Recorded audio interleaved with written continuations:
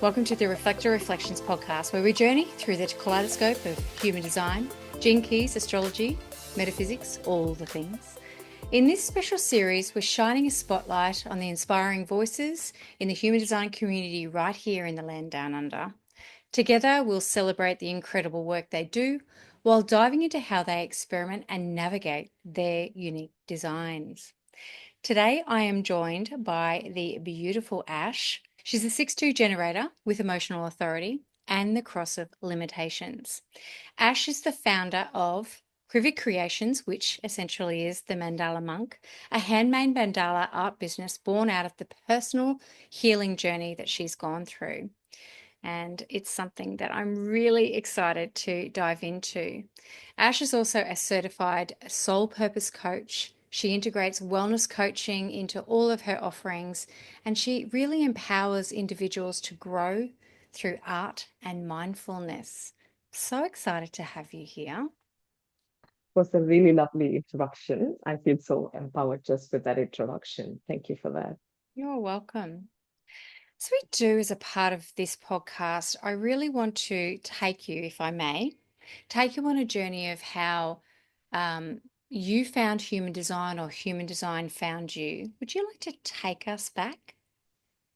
Yeah, certainly. So human design actually found me about 3 years ago.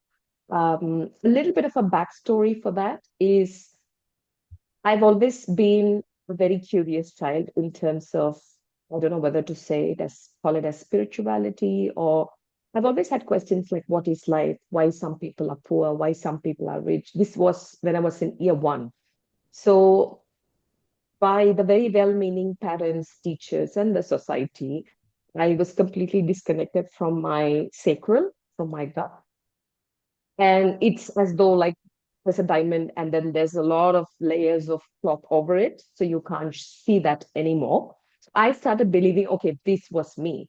And I was pulled by life for a 9 to 5 for the education and then getting married and then having a child. So there's like the to-do list for life, right? So I thought, okay, this is life. And I was journeying with life. So in 2014, there was a loss in the family. My husband lost his elder brother. So we rushed all the way from Australia to India. I'm from India. So we rushed there, and um, that was the turning point, or that was the trigger. Something in me shifted. I was not very close to him. I didn't share like a connection with him for me to grieve.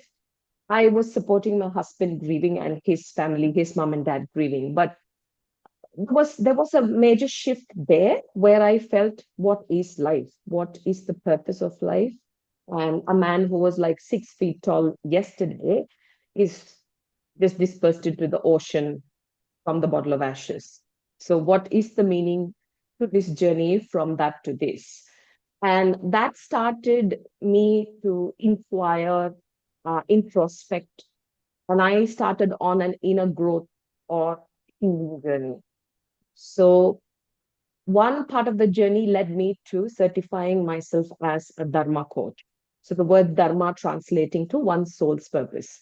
So, again, that led me, that felt like the next logical step for me to do because I was already uncovering. So, I was about 8 years into peeling layers of conditioning. Like I said, the diamond has been, covered by a lot of layers of things. So, I was just taking one after the other, trying to reach my core. 2022, I did the certification, and human design was one of the modules in that certification. So, human design found me, and it has been a very validating thing to find out about my own type, authority, strategy, centers, panels, etc. And it completely matched with my life and how I have navigated my life both. So It's such a huge thing, discovering any modality really, or anything that we can link up to ourselves. And we've had a Dharma coach on, well, a fellow reflector. She was a Dharma coach as well. So I really respect the process of becoming a Dharma coach and how important it is. I've often chatted with other generator types, and it can be, and I'd love to hear your thoughts on this. When you find that you're just a generator, when you look at it and it's just like, oh, you're 70% of the population, it can be, I'm just another generator. Did you find that at all? Did you feel that? Ah, so for this one, the moment I just have my chart with me here, the moment I pulled out my chart with all curiosity in the Dharma coaching module, I was like, okay, what is this? I just don't know any of this, how to make sense of it. What does it say? It says a bunch of words. It's giving me a number of letters and numbers. And what am I supposed to make out of this? And actually, for me, I have never felt the just a generator. Uh, but it was more like, okay, this is why I have so much of horsepower, and this is why I'm able to go and do the so-called grind endlessly and tirelessly. And with after the course, after the coaching certification, I started basing my coaching modules based on human design. So I felt that was an empowering way for me as well as for the clients. It was like a win win, where when I looked at their charts, I was able to have an idea of whether I have to give them more structure or I have to steer them to more fluidity with the arrows, with everything. So when I started looking into the client charts, that's when it didn't occur to me as just a generator, but then it was like, okay, there's 70% of the world's population. So I looked at it the other way, where if we are not there, the world is not running. So if we are not there, nobody is there to listen to the wisdom of the other rarity types. So it emphasized more of the collective consciousness. So imagine there are no, uh, you know, um, plumbers in this world, or there are no carpenters, or these kind of people, then the world is going to come to a standstill. So that is how I felt like, okay, good, I'm the majority. But in saying that, I've always felt my WhatsApp status also says be unique, and the unique is spelled YOUNIQUE. So unique. I totally feel there's only one person with this thumbprint, that makes me special enough. So that is the empowering quotient. Even when I happen to meet with other designs, like we chatted before, I it was very empowering to know that again the collective consciousness, me tapping into a lot of centers of my fellow human designs, and I have a defined mind and a crown. So my family, my community, my friends tap into a lot of the inspiration and the wisdom which I channel, which is actually I'm quite happy, because a lot of times I don't have to vocalize so much for them to be able to understand. So I just drop in hints and then they are able to see the picture which I am downloading in my head. So Yeah, I see that as an advantage. I love that. Keep going. Sorry, Oh, you're just you're on your this is how it is for you. And I was just like, I was listening. Sorry. I realized just by me saying keep I just disrupted your flow. But no, no, no, no. That's it. Like I am very happy that I'm a generator, because I truly believe everybody has this unique thumbprint. So there's no two people who are having the same thumbprint. Likewise, there are no two people on earth who see and contribute to the collective the same way. I love that so much. And you know what? That is such a beautiful way to reference it, to be in space of that, to go, I'm not just anything. I am something unique and important. And I think that's a really beautiful message to anybody finding this or finding human design and just going, oh, just a generator. No, you're not. You're actually one of the most important pieces on the chessboard. You're absolutely one of the most important pieces in this world, and we need you. And we need you to be loving and experiencing and being joyous. And I guess that leads me to ask the next question, if I may, of, how have you journeyed through life through, if we're using human design as the lens of your not self, and then being able to honor the ways that you weren't honoring your engine, and doing things for others that you shouldn't have been doing things for Mm, others that didn't light you up and it mm, dragged you down. How have you journeyed through that, may I ask? yeah. I can't recall specific incidents with whatever you're asking, but I can recall an overall theme. Yes. My strategy is to respond. So I, when I look back at my life with the lens of human design, I feel with things which I have responded to, which have come into my consciousness, that has always lit me up, whether it's coaching, whether it's Mandala. And I truly, truly believe that everything comes to you at the right time, everything comes to you at the right moment. And you just need to be able to have the space, hold the space to just receive it, welcome it, and execute it. So I was in the 9 to 5. And then from 2014, I quit my work and I was just moving through peeling those layers of conditioning one by one by one. It wasn't easy at all. I'm still healing, I'm still growing. Because if I feel, according to me, if I don't heal and grow one day, which means I'm not living. So there needs to be healing and growing, which is an ongoing process. So from there, when I have committed, so as a generator, if I commit to one thing, I have to see it through the end. That is for sure. And if I've committed to bachelor's of engineering, but that was not my choice. I wanted to do, they had this course in Australia, I also heard, was called home economics. Sadly, it's not there anymore. So I also did a cert 4 in nutrition in TAFE here. So I wanted to quench the thirst of not doing a BSc home science, which was equivalent to the home economics here, which was my first choice of study because I wanted to delve into that.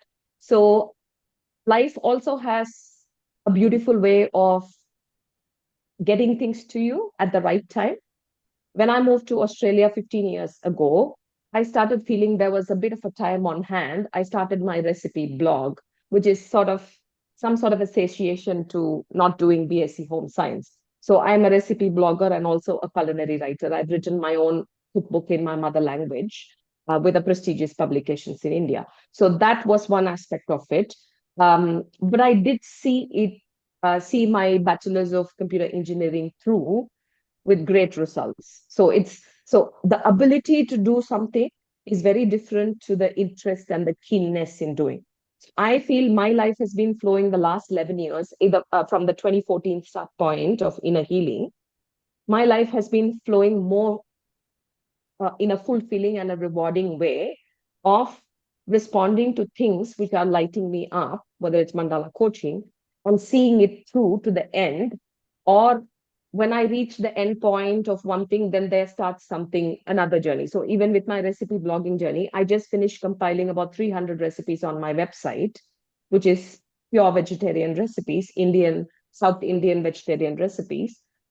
And then the next thing started. So I started my own YouTube channel. So I started filming my recipes. I started tweaking my recipes to the teaspoon so that whatever people see and make should turn out in their kitchen as what I do in my kitchen. So that happened. Then the culinary writing came in. So I started discovering various facets of what I was asked to respond to. And that was a fulfilling journey from 2011 to 2018. So 2019, I got the opportunity to do the TAFE certification. So I see through the end is the end result. But whether it is with empowerment, inner calling, the passion, or whether it is just so when I always take this path where I am forced to, that's not something which I respond to. There's always the burnout. Mm. There's always the so I was in a 9 to 5, like I said before 2014. And so 2011 to 2014, I was a full-time working mom. I was taking care of my young child. I have only one son.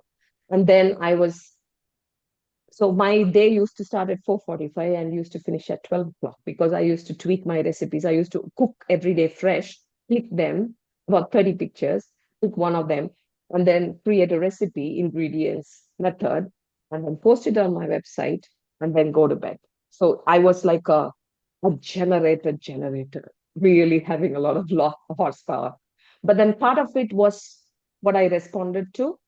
Part of it was I see this through the end because I've been given the job. So I was working as a senior customer service. I did enjoy working. I did enjoy connecting with people. I did enjoy, sharing my voice in a very different way of conflict resolution with respect to customers and all that. But then 5 years, this happened, and then I faced like a severe burnout. It was like, that's it. The tire is gone, the pressure is down, and it can't run anymore. So now, when you're asking, if I'm thinking from 2014, I've been living a more intentional life. So I am committing my horsepower, I am giving my motor to tasks which are really refueling me. So I feel I'm like in that cycle. So I go on that cycle, I commit, I see it through the end, I commit, I see it through the end. But it is a very rewarding and fulfilling one if I compare to what I was doing. Part of it was fulfilling, but majority of it was the grind. So it was very exhausting. I bet. And I hear this so much. I feel and I hear this so much. Um, and as a non-sacral, I know how the ebbs and flows of what I feel. I only can feel from my own point of view the ebbs and flows of life and my own burnout, of trying to keep up. And I've Keep up. often had to, try and respect that just because I don't have a motor, I do, but I don't. It's still very, very similar. It's a very similar experience where we all just, especially as women, hey, we just do and do and do and do and do and do until the point we just Yes. can't. Yes. So I really feel So you there. that's something which again I think probably that's an invitation for me to respond again. Mm. So most of my workshops as a soul purpose coach, I do conduct women empowerment workshops, as I call them. I call them work in progress women workshops. So that's WWW. So most of my work there is from my story, from my own wisdom of how I went through the burnout, what I did to take care of myself. And I've put them together as workshops, like nuggets, to women. And so I personally, so as parents, we think whatever we didn't have as a child, we want our children to have. That's the default sort of wiring every parent has, irrespective of the gender. So I feel more like I've always been a primary nurturer in my family as well. So I feel whatever I have faced, I don't want, is given a choice, I don't want any other woman to face.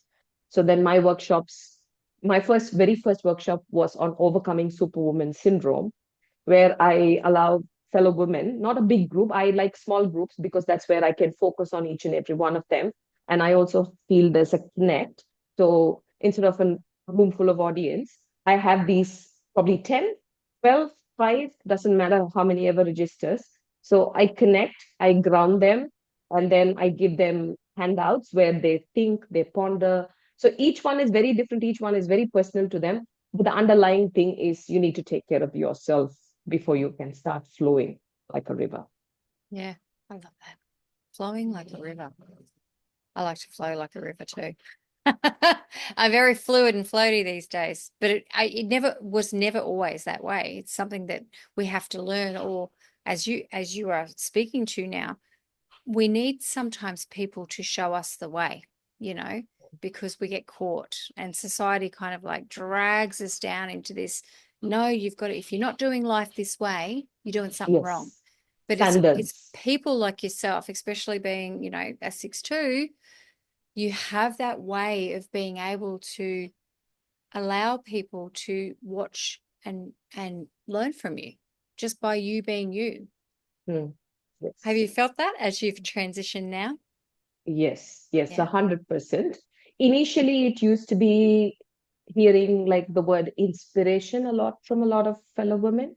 They feel like when they feel when they spend time with me, it's a lot empowering and they feel very charged when they leave the conversation, whether it's a coffee or anything, just a connection over a Zoom or in person. The one thing I've heard is, and this very thing that something which comes naturally to us, we always think of that as default. And we think it's like, yeah, it must be the same for you. Yeah. Everyone's got this, So right? yes, everyone's got this, right? So it's not like, because it is so effortless to oneself, we start thinking that it is very effortless to other people too. So a part of my journey has been figuring out that no, that's not the case. I do have my superpowers. I do have like the thumbprint I said, there's only one Ash. And what I try and do is I try and point out these little things which I'm noticing in my fellow women, whether it's friends, workshop people, whatever. So when I connect, when I have this download about somebody, I make sure that I put it across to them in a way, especially women, because I deal with a lot of women. And when I do that, I see their eyes sparkle. I see like, oh yes, nobody has ever told me. And that's like a truth bomb. And they think like, okay, I was thinking this is the same for everybody. Everybody does this effortlessly. But now when you, so I dissect it in a way and put it across in a way that they feel like very empowered. So for me, at the end of the day, when I go to bed, I must have at least done something. So I must have done a mandala, or being a generator, I must have done either mandala or coached somebody or just had a conversation with a friend. So tonight I can hit the pillow very happily, very content that we've done this podcast. So it's just about the churning. It's just about, um, so I ask you to step on my shoulder, look over. You ask somebody else to step on their shoulder, look over. And then it becomes a cycle. Then I step on somebody else's shoulder to look over. So it's like the way we elevate each other rather than, one thing I hate is I never talk people behind their backs. So that's something which is like a very big no. Growing up as a child as well, even when my mom used to sort of share things, mom and dad, daughters share a lot. So when she used to share these things, I feel like, why is my mom judging about their appearance or what they're wearing or this or that? So I've never sort of gelled with the whole idea of looking at somebody and seeing what they're wearing. For me, everybody looks beautiful. That's how I have always been as a child. And I choose to retain that essence in me, seeing everybody beautiful, seeing everybody with something unique, which might come out, which might not come out in this lifetime, but it is there with them. So powerful beings.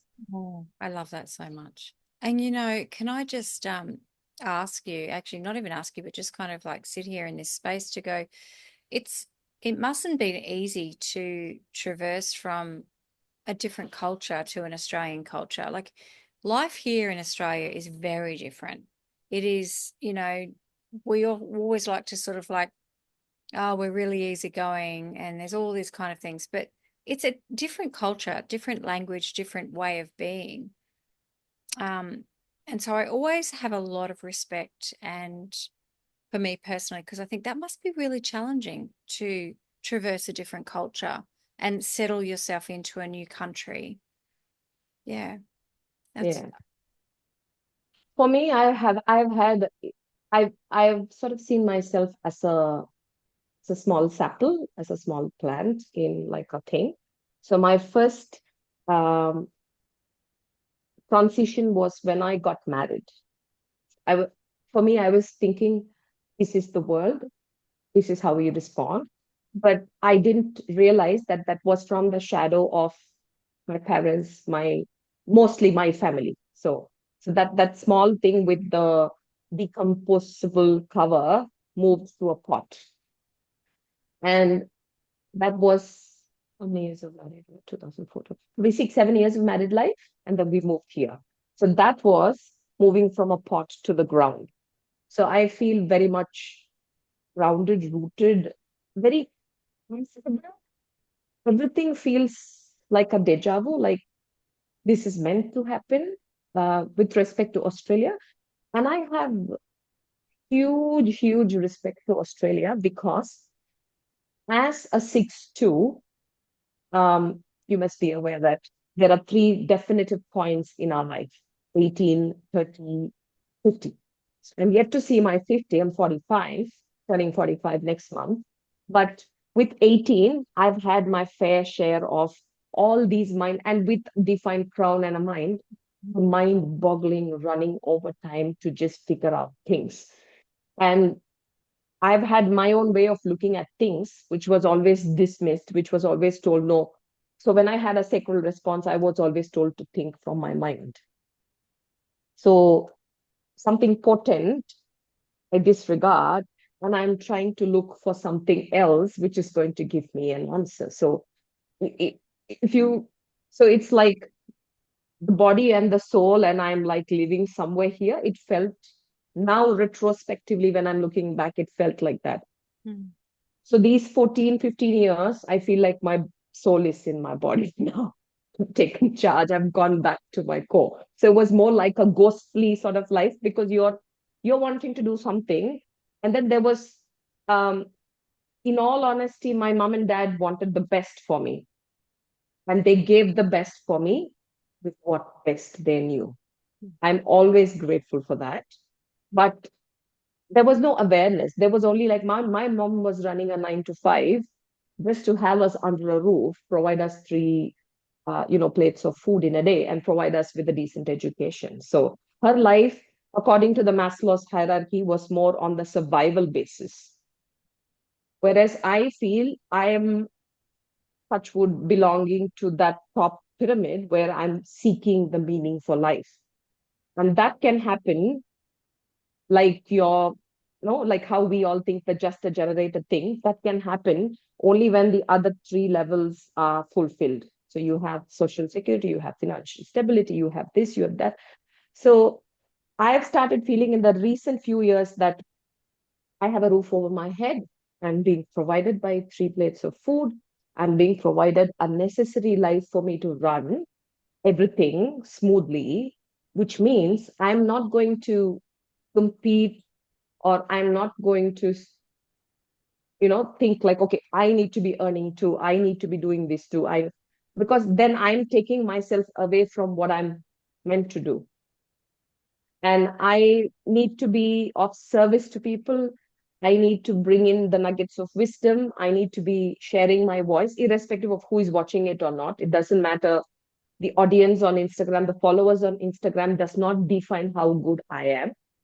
So it is about just constantly putting things out in the world in my own way. With the coffee catch ups, with the friends, when I'm going out for drinks, whatever. So I just keep putting out those wisdom, whatever comes to me, to people, that is good enough. So when I said the 6 to 30 years, I moved to Australia. So I started my recipe blogging journey. I started the various facets of the recipe blogging, which I just shared. And my cert 4 in nutrition was here, which was quite successful. I worked in a hospital as a diet technician for until I had my plantar fasciitis when I had to quit. And then I started mandala making, which has been part of my life from 2020, July to now. So along with that, added the coaching. And then now I'm starting to pursue my master's in counseling. I feel that's the next logical step, which I need to keep my feet on. So, with all this, my respect for this land, which has made me so potent, has always been. So, India, yes, my mother country, but Australia is always very, very, very special. So, I don't know, there's that on between the two kind of a thing. And Australia takes that slightly thing because it has only gotten me out from being a profile 3 to being a profile 6. Mm. Thank you so much. I love a defined head and ajna when, we're sharing off air, me personally, I've been through like a bit of a cyclone and a journey, and I've got a completely open head. Obviously, all my centers are undefined. And I just sometimes sit here and go, It is so beautiful to be in space with somebody who has a defined head and asana because they can articulate things and bring it into this space. And even though this is my podcast, I'm just like, please, Ash, share away. I'm just like, it is just such an honor to know this, know human Oh, design, because I watch people just be themselves and allowing them to be themselves. So it's such a gift. And thank you for sharing so much about that. The we were sharing off air, and I want to kind of like speak into this if I may. The 6-2, yes. this mandala making, and you were sharing with me, and I went, no, no, tell me anymore, because if you tell me, it's not going to be a surprise when we're talking now. But how you came to become, or not become, but incorporate the mandala monk, and I'd love for you to share that journey of the 6-2 and the mandala monk story. Right. Yeah, the Mandala monk story. Again, I was in the grind with my work, and then again with the hospital work. I enjoyed, thoroughly enjoyed, because I'll be on my feet. I have to go all around the hospital, meet all the patients, every bed. So thoroughly enjoying, because that was also so halfway through my cert four, I had my teacher recommend me this job, and instead of doing an internship, I was offered a job halfway through my course. And that was like, okay, so I get to work in this field when I was just wanting to study this. And that was really exciting. Again, the two response. So something coming my way and me responding. So from there until my plantar fasciitis, I had a very nagging heel pain with the plantar fasciitis in mid 2020. So when that happened, I had to quit this job because it was a very on the feet job. Like I said, I had to go to the entire hospital, bed by bed, meeting patients, making sure that their nutritional intake is adequate with whatever conditions they are admitted for. So that made it impossible for me to walk even within the house. So I had to quit that. And this was a YouTube tutorial. Being a very typical generator, I had bookmarked this some time ago in my folder called Future Hobby. So this was by the artist Lydia May. And actually, it is so nice that I've gotten in touch with her, and she responded back saying, "Oh, I loved your work." And I said, "Oh, my initial work was just a replica of what I saw you from your YouTube tutorial." So I started off, the first piece actually was not replica of any work. I just involved my son. It was school holidays, being July. So then we just went to Spotlight, got a few paints. That came to my consciousness, my thinking that, oh, I bookmarked something because I'm not able to stand, walk. I want to feel productive at the end of the day when I put my head to the pillow, right? So I need to figure a way out to be able to do that. I'm not able to go to my fitness classes. I'm not able to do any of the things which is getting the generator energy out of me. Yeah. And for me personally, I felt if I don't express the energy through some form or the other, I feel very sort of, when you have a lot of power running within, it's too much to handle. It's like I can't. I need to do something, poke some hole somewhere to get that energy out so that I can be sane. So my first piece, me and my son sat, we did it on an old CD. It was just the starting point. And then a couple of YouTube tutorials from her. And then there was a point when I just started flowing. So until then, you wouldn't believe me, or nobody would believe me when I said I've never regarded myself as a creative person. Yeah. Because for me, creation needs to happen from within. So looking at something and replicating that was always my jam. I could do that effortlessly. But if you give me a plain paper in an art class as a child and ask me, okay, can you draw mountains, sun, and all that? I'm like, give me a reference. I always needed a reference. Yeah. There was this point, again, I truly feel things come to you at the right time. And even with respect, if I have to map this to the human design, my top left arrow is pointing left, structure, consistency, organizing, grind, which is me. And there's this right arrow, which is right side, which is fluidity. So I think mandalas got that fluidity into my life. I was very rigid about the structure. I still am, But so like whatever I'm wearing, the masculine, the feminine, the yin and the yang, Mandala's got the fluidity into my structured life only to make it more beautiful. And from that point, it has been, I've been enjoying the ride of creation from the head. It was very sort of ecstatic and thrilling for me to even find out, okay, I can create from my head. And my mandala making process is I have the diffuser on, I have some chanting, Tibetan bells, chimes, whatever on at the background. Sometimes most of the times it's the Om chant with at different frequencies. That's what I choose to. And my ears listening to that, my nose with the fragrance, the aroma of the essential oil diffuser, my eyes looking at the paint. So it's more like a meditation at tapas is when all your senses unite. Yeah. So then mandala started becoming more than the art pieces I create. They became a part of my life. They still are. I don't know until how long I'm going to have this. But for now, definitely something which, again, on those days where I couldn't do anything, this expression, this creative outlet distracted my mind from pain, gave me everything, made me feel productive at the end of the day, being a generator, got fluidity into my life. So much more than be grateful for this one coming to me, for the mandalas coming to me. And it's completely self-taught. I've never learned it from anywhere. So it's just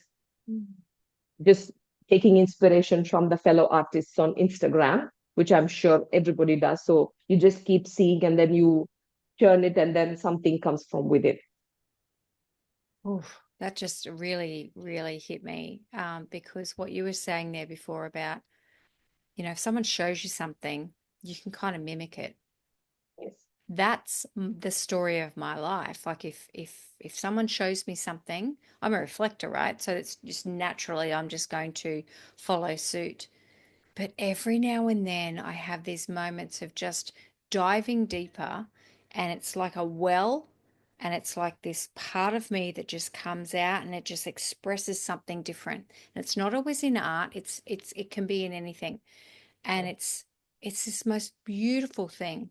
So I could only imagine how that must feel for you to go, I've always done it this way, but no, I can actually do this from within, and Yes. however it shows up, you know, because we often compare. We're thinking, oh, this is not like they've done it, or this is not this way, but it doesn't matter because it's Mm. coming from you. Oh,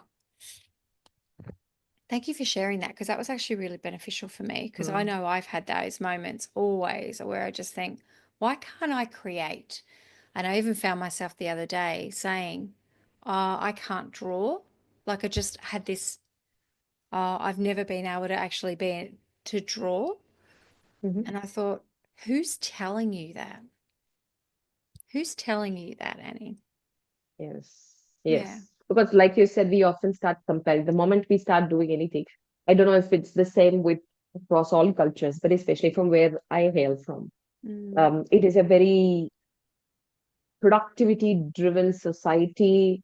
Value is given for those doctors and engineers, value is given for those making it big in life without education, value is given to those who show success in numbers.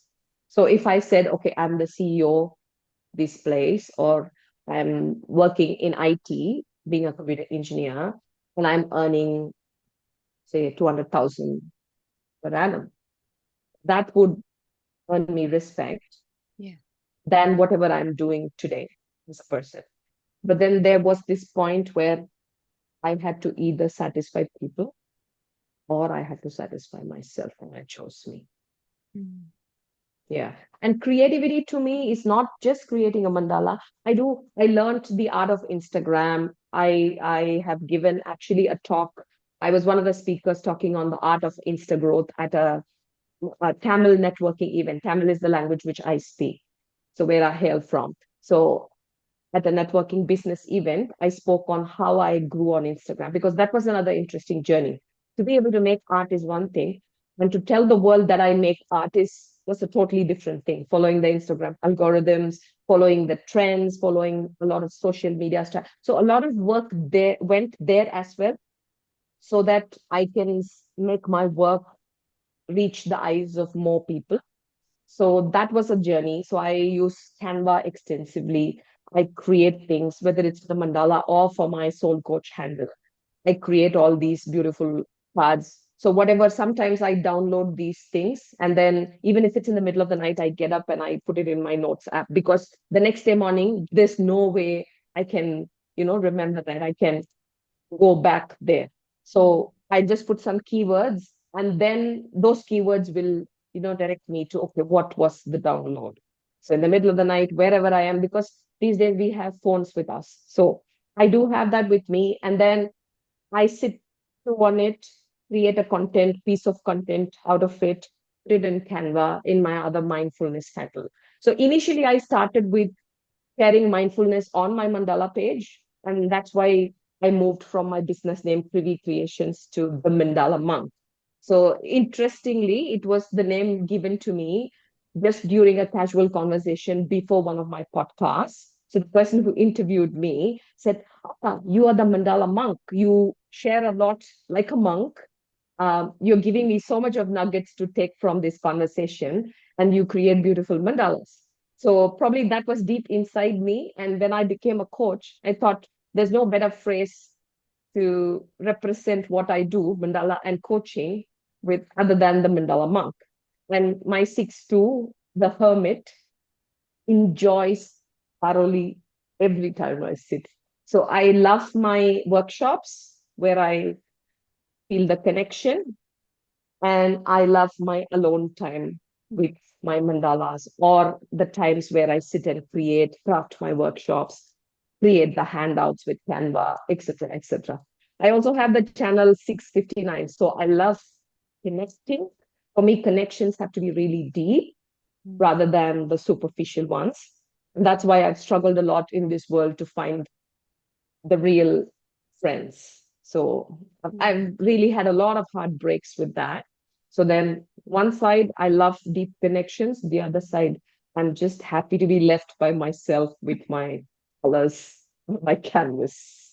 And the 659 is often seen as obviously a reproductive, a sexual channel. And I love what you said there about it's about nurturing relationships, because that's really what it's about. It's about Yes, having deep, meaningful connections. connections. It's It's called the not channel of about the mating. sexual. Yes, it's Yeah, not it's not a just channel about that. mating. It can be deep. Yeah, I love that. Ah, you are a gift to the world. Thank you, Ash. Oh, Thank you for oh coming and my God. sharing yourself with me. Can you please share with this audience? I know we've been going for a while, so I'm going to wrap us up, but um, share with my little beautiful community how they can reach out to you and work with you, if you may. Oh, sure. Thank you. Thank you for your kind words. I feel more and more humbled when I hear that. So you can reach out to me on two handles. One is my mandala, the Mandala Monk. That's where I get a lot of requests for commissioned pieces. I do commissioned artworks for both private homes and corporate setups. And the other handle is Ash, the Soul Coach. And there's a dot between Ash and the Soul Coach. So that's my mindfulness handle. Um, I do the Dharma coaching, people to uncover their purpose, like how I have organically uncovered my purpose in my journey. I think it was meant to. And I also offer one on one human design readings with the basis of whatever I had taken from one of the modules there. So I do offer like a basic reading of the centers, the channels, the type, the profile, the authority. So that gives like a wholesome idea. And all the clients who I've done this with so far have only been have only gone gaga over, like, oh wow, I thought this was a disadvantage about me, and now you're saying it's my strength. And they've only felt validated, empowered, felt very inspired to take charge of their lives, knowing who they fully are. Oh, so, and that's it. That's the benefit of human design, isn't it? It just empowers. It's another tool that we can use, that we can just help us realign with who we really are. I love that. Yeah. Yeah. Well, thank you so much for sitting in space with me. Thank you for the re-adjournment that we had to do due to the cyclone. But we got here. We got here. And we haven't Yeah. had too many issues. Yes. I'm so grateful for you to have me on your podcast. This is a very different podcast. It's a very, very technical podcast that I thoroughly enjoyed talking about. And this also gave me a space or gave me time, days to reflect on my design on chart reading, but then it gave me a space and time to sit more deeply with it, to look into it more deeply as well. So, truly grateful for having me on your podcast. Like I said before the podcast, there's something very reassuring, soft. Um, there's that loving energy. Just I've heard you in other podcasts, but I could feel that here. There's that calm waters, in a reserve. So that's how I felt. Thank you. You're welcome. And how did that feel? Like, can I just you were sharing there before, you've been on a lot of podcasts where obviously very defined throats. How are you feeling now for being in this space? Do you feel like you were sort of like, oh, I don't know what energy I can pull from you because you don't have any essentially. And I'm like, can we just be here and explore you? How do you feel? Yes, How do you feel being in this yes, space? yes. I mean, I was a bit nervous because I am an undefined throat. So I rely on people with defined center. And every time suddenly I start thinking, I'm speaking so well. There must be a defined throat around me. That's the sort of the conditioning which comes with human design. But today, yes, I was a bit nervous. But to be very honest, I think the conversation has flown really beautifully without any influence, I feel. It's just purely me. I could put it that way. Yeah. Uh, it's empowering both you and me if I put it out that way, that it's just purely me flowing with just my life, whatever's happened, drawing parallels between. I was a bit nervous because I've not delved deep into human design. It's only been 3 years. I'm trying to. I'm still gathering, learning. I still have at the back a lot of books on human design, different authors, trying to get a feel of it because I just want to delve deep into it. I don't know why, but I have this urge to just go deeper into it. Basically, because I've seen a lot of results from clients feeling very empowered. So this would be just the naturally me Ash, which I really loved the interactions and how I flew through the whole interview. I loved it too. Well, thank you. It's been lovely. And I wish you well because I think we can learn so much about human design, but it's also a lived experience, isn't it? We're Yes. all just we're all just walking each other home, you know? Yeah. The collective consciousness to Absolutely. sum it up all. Thank you so very much. I'm going to wrap us up now. Yeah. And Thank you so I much, really Annie. appreciate you being here. Yeah. Okay. Thank you so much.